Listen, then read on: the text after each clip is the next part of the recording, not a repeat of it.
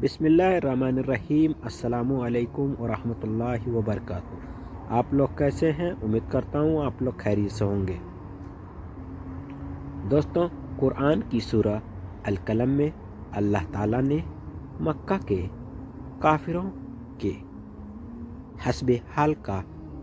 एक मिसाल बयान फरमाई है,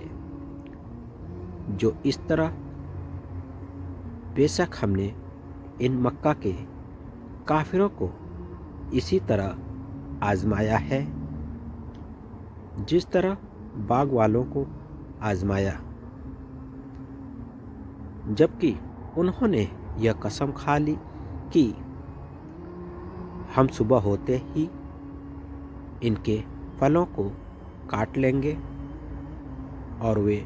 इंशाअल्लाह भी ना कहते थे। बस वे अभी सो ही रहे थे कि उनके बाग पर तेरे परवरदिगार की तरफ से गिरने वाला फिर गया, यानी अल्लाह के अजाब से वह बाग बर्बाद हो गया।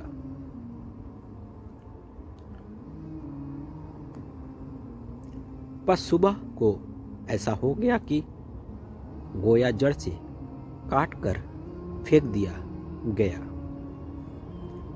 सुबह हुई तो उन्होंने एक दूसरे को पुकारा कि अगर खेती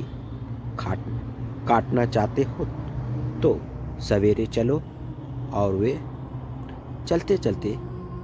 आपस में चुपके चुपके बातें करते जाते थे कि जल्दी करो, ऐसा ना कि काटते वक्त तुमको फकीर आद धरे और अपने बुखल की वजह से बहुत सवेरे बाग खेत पर पहुंचे।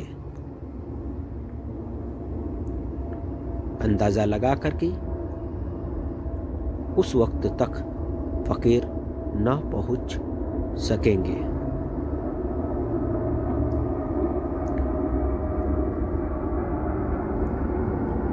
बस जब उसको इस हाल में देखा तो कहने लगे कि हम राह भूल गए हैं, यह वह जगह नहीं। मगर जब गौर से देखा तो कहने लगे कि बल्कि हम बाग के नफा से महरूम रह गए। उनमें से एक भले आदमी ने कहा, क्या मैंने तुमसे पहले ही ना कहा था कि अल्लाह की इस नेमत पर क्यों अल्लाह की पाकी बयान नहीं करते? अब बुरे अंजाम के बाद कहने लगे कि हमारे परवरदिगार के लिए पाकी है कि बेशक हमने खुद ही अपने नफ्स पर जुल्म किया और आपसे एक दूसरे को मालामत करने लगे, यह कि तूने ही हमको पहले से क्यों न समझाया। और कहने लगे, हाय बदकिस्मत, बेशक हम सरकत से जल्दी उम्मीद है, हमारा परवरदिगार हमको इससे बेहतर बदला अता फरमाए। बेशक अब हम अपने परवरदिगार ही की तरफ मुतवज्जह हैं। ऐ मक्का वालों, अल्लाह का अजाब इसी तरह अचानक आ जाता है, और आखिरत का अजाब तो बहुत ही हेलनाक है। काश कि वे जान लेते। हज़रत अब्दुल्ला बिन अब्बास अलैहिस्सलाम फरमाते हैं कि यह मक्का के کافروں کے حالات کے مطابق قرآن نے ایک مثال دی، کوئی واقعہ نہیں ہے۔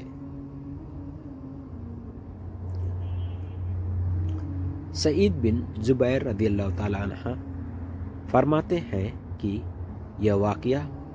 ہے جو یمن کے ایک بستی زروان میں پیش آیا، جو کہ صنعا سے 6 میل پر واقع بھی یہ مثال ہو یا واقعہ، قرآن نے اس کے بیان میں یا دہانی اور ڈراوے کا جو پہلو رکھا ہے وہ بہرحال اپنی جگہ ہے، اسی لیے کہ آیتوں سے پہلے مکہ کے قریشی کا نافرمانی اور اللہ کے رسول صلی اللہ علیہ وسلم و نبی بنائے جانے سے انکار اور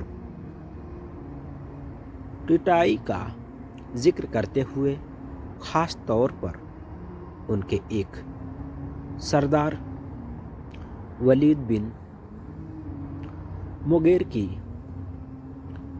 بدعملیوں کا ذکر ہو رہا ہے۔ اب ان کو ایک مثال دے کر یا واقعہ سنا کر یہ بتایا جا رہا ہے کہ پیغمبر صلی اللہ علیہ وسلم اور اللہ کی نعمت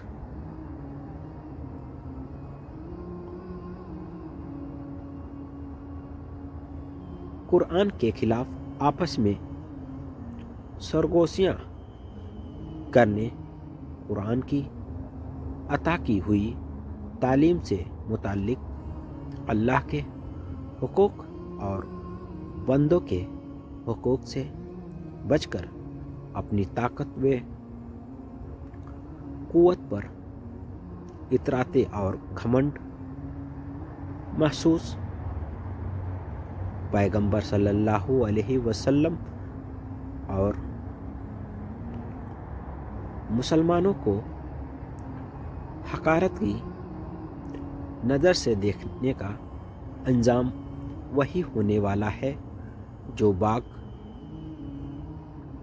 والوں کا ہوا، اور یہ اس لیے کہ ایک تو اللہ کی طرف سے امحال کے قانون، مہلت دینے کا قانون گھمنڈ کرنے والوں کو ڈھیل دیتا ہے اور حالات میں سدھار لانے کے لیے موقع جٹاتا ہے، مگر جب کوئی قوم اس سے فائدہ نہیں اٹھاتی بلکہ اللہ کی اس مہلت کو اپنی قاتل پرستی کے لیے سچائی کی دلیل ٹھہرا کر سچوں کو اور اس کی سچائی کو حقیر و ذلیل کرنے پر تیار ہو جاتی، تو پھر پکڑ کا قانون اپنا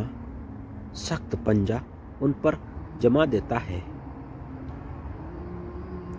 اور ان کو ہلاک و برباد کر کے کائنات کی عبرت و نصیحت کا سامنا جٹا دیتا ہے، بلکہ نہ اس وقت حسرت کام آتی، نہ ندامت، اور نہ اس گھڑی ایمان لانا فائدہ مند ہوتا ہے، اور نہ اللہ کی اطاعت و فرما برداری کا اعلان اللہ تعالیٰ نے اس کائنات میں انسان کو اجتماعی زندگی جینے کے لیے پیدا کیا ہے۔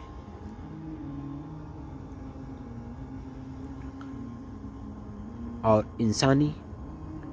ضرورتوں کو ایک دوسرے سے اس طرح جوڑ دیا ہے کہ یہ کارخانہ آپسی میل مدد کے بغیر نہیں چل سکتا، اور چونکہ اجتماعی زندگی فرد ہی سے بنتی ہے اور سنورتی ہے، اسی لیے بہت ضروری ہے کہ ان کے آگے بڑھنے اور زندگی کو باقی رکھنے کا ایک ایسا قانون مقرر کیا جائے جس کی بدولت انسانوں کے درمیان بھائی چارہ اور رحم و مروت قائم ہو سکے اور کسی وقت بھی حسد اور ضد نہ پیدا ہونے پائے۔ اسی لیے اللہ تعالیٰ نے اس نظام کو پورا کرنے کے لیے معاشی زندگی سے متعلق 2 حق مقرر فرمائے، ایک معیشت کا حق اور دوسرا معیشت کے درجے۔ معیشت کے حق کا قانون یہ ہے کہ اس دنیا میں ایک جاندار بھی ایسا نہیں رہنا چاہیے جو معیشت کے حق سے محروم ہو۔ یہ ہر آدمی کا اپنا حق ہے کہ وہ زندہ رہے، اسی لیے معیشت کے حق میں یہاں سب برابر ہیں اور کسی کو کسی پر بلندی اور برتری حاصل نہیں۔ دوسری معیشت کے درجے کا مسئلہ ہے، یعنی یہ ضروری ہے کہ معاشی زندگی کے لیے سب کو ملے، مگر یہ ضروری نہیں ہے کہ سب کو برابر ملے، اور اللہ تعالیٰ نے تم کو کچھ پر روزی میں فضیلت دی ہے، لیکن معاش کے درجے میں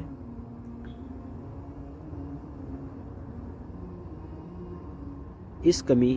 بیشی اور برتری کا یہ مطلب ہے کہ اس نے جو کچھ کمایا ہے وہ سب کچھ اس کا افریدی حق ہے۔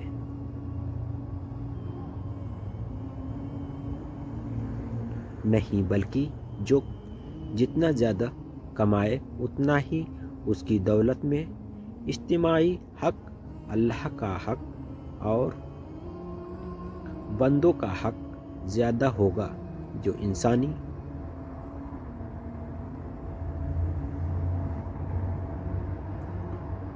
ملک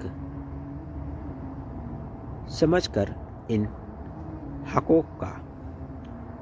انکار کرے گا، اس کا انجام بھی بخیر نہ ہوگا اور وہ اللہ کے عذاب کا حقدار قرار پائے گا۔ السلام علیکم۔ پلیز لائک اور سبسکرائب ضرور کریں۔